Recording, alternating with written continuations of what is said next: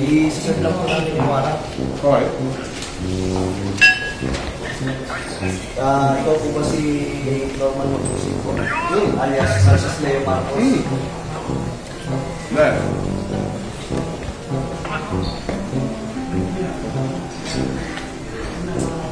Okay. Parang saan yan? Bago pa po yun, ayahin pong basahan ko po kayo ng Kita mo, sir? Kita mo. operatiba ng CID.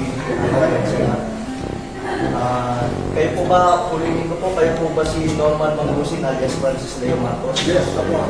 Kayo ay aming ina-arresto sa bisa ng warrant o arrest na issue ng RTC Branch 294 Paranaque City for violation of unjust fixation under Article 287 of Revised Penal Code as amended in relation to Section 6 of RA 10175. Kayo ay may karapatang manahimik, sir. O sa walang tigo o ano man ang inyong sabihin ay maaaring gawing pabor o laban sa inyo. Sa anumang hukuman, kayo rin ay may karapatan kumuha ng sarili ng abogado at kung wala po kayong sariling abogado, kayo po ay pagkakalooban ng libre ng gobyerno. Andito ako sa inyo kasi naka-arrest kumuha ng sarili ng doktor na magsusuri ng inyo. Sir, pwede paano po yan at maano nyo yung karapatan po. Sige. Kayo rin po ay may karapatan po magpasuri sa sino mang doktor at kung wala po kayong kakayahan ay pagkakalooban po kayo ng libre din po ng gobyerno ng doktor na susuri mo sa inyo.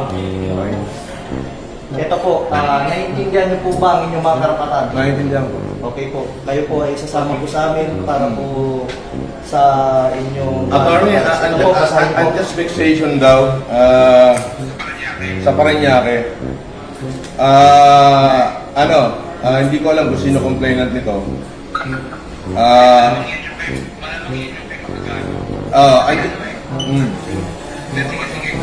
Andito ako sa Newport, ina-arresto na nila ako, sasama ako ngayon, hindi ko natatapusin itong pagkain ko. Inilive na nila ako. Pwede bang sasama na lang ako, Brad? Huwag mo na ako ipahiya. Hindi, kailangan po kasi may procedure po tayo. Sige, sandali. Iramin ko lang. May procedure po tayo, sir. Attorney, nasa ka ba?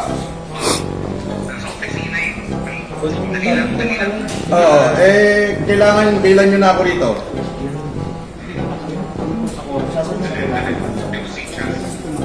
Nang-live ko, dito lalabas ng live. Hindi naka-live ko.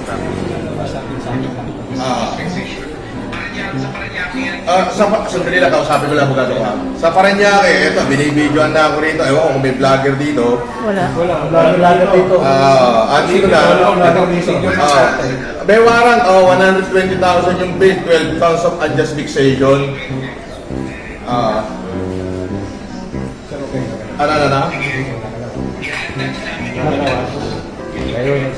Paano to, attorney?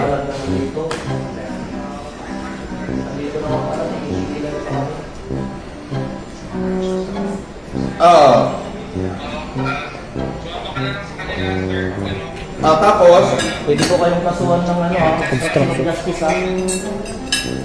sige, please. Nasabihin nyo, hindi nyo pa alam. Pinakawalan nyo kami mag-video, pero pwede pa lang mag-vlog. Hindi ba yun? Sir, sino daw pwede contact person dito? Sa office naman, sir. Sir, sa CIDGNCR na lang, sir. Sa Camp Crame. Nakasad yun. Bawat CIDGNCR. So, doon yung ako dadalhin sa CIDGNCR. Yes, sir. Camp Crame. Yun nga po. So, dadalhin daw ako sa CIDGNCR Camp Crame.